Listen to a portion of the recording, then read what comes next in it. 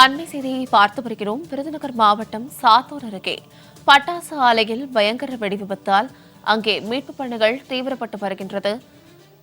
விருதுநகர் மாவட்டம் சாத்தூர் அருகே பட்டாசு ஆலையில் பயங்கர தீ விபத்து ஏற்பட்டதால் அங்கே மீட்புப் பணிகள் தீவிரமாக நடைபெற்று வருகிறது. ஆலையில் இருந்து பட்டாசுகள் தொடர்ந்து வெடித்து சிதறுவதால் தீயை அணைக்க முடியாமல் தீயணைப்பு வீரர்கள் திணறி வருகிறார்கள். அண்மை செய்தியாக பார்த்து வருகிறோம். ஆலையில் இருந்து பட்டாசுகள் தொடர்ந்து வெடித்து சிதறுவதால் தீயை அணைக்க முடியாமல் தீயணைப்பு வீரர்கள் திணறி வருகிறார்கள். விருதுநகர் மாவட்டம் சாத்தூர் அருகே பட்டாசு ஆலையில் பயங்கர வெடிவிபத்து ஏற்பட்டதால் அங்கே மீட்புப் பணிகள் தீவிரப்படுத்தப்பட்டு வருகின்றன. அண்மை செய்தியாக பார்த்து வருகிறோம். சாத்தூர் அருகே பட்டாசு ஆலையில் பயங்கர வெடிவிபத்து ஏற்பட்டு அங்கே மீட்புப் பணிகள் தீவிரப்படுத்தப்பட்டு வருகின்றது.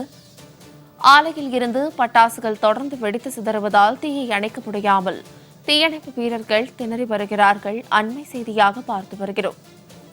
மேலும் இது குறித்தான கூடுதல் விவரங்களோடு இணைகிறார் எமது செய்தியாளர் மாரீஸ்வரன்.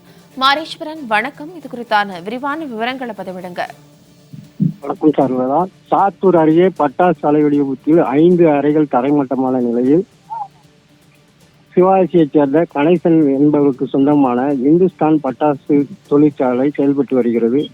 சுமார் 50க்கும் மேற்பட்ட அறைகளில் 60க்கும் மேற்பட்ட தொழிலாளர்கள் பட்டாசு தயாரிக்கும் பணியில் ஈடுபட்டு வருகின்றனர். இந்த நிலையில் இன்று காலை இந்த பட்டாசு தொழிற்சாலையில் பட்டாசு உராய்வு ஏற்பட்டு திடீரென வெடி விபத்து ஏற்பட்டது. இந்த வெடி விபத்தில் சுமார் 5க்கும் மேற்பட்ட அறைகள் வெடித்து சிதறி தரைமட்டமானது. இன்று ஞாயிற்றுக்கிழமை என்பதால் பணி நடைபெறாத இந்த வெடி விபத்தில் கட்டிட இடிபாடுகள் யாரேனும் சிக்கி உள்ளனரா என்பது குறித்து சாத்தூர் மற்றும் தீயணைப்பு படையினர் மீட்பு பணியில் ஈடுபட்டு வருகின்றனர். சம்பவ இடத்திற்கு வருவாய்த்துறையினர் மற்றும் காவல்துறையினர் ஆய்வு நடத்தி வருகின்றனர்.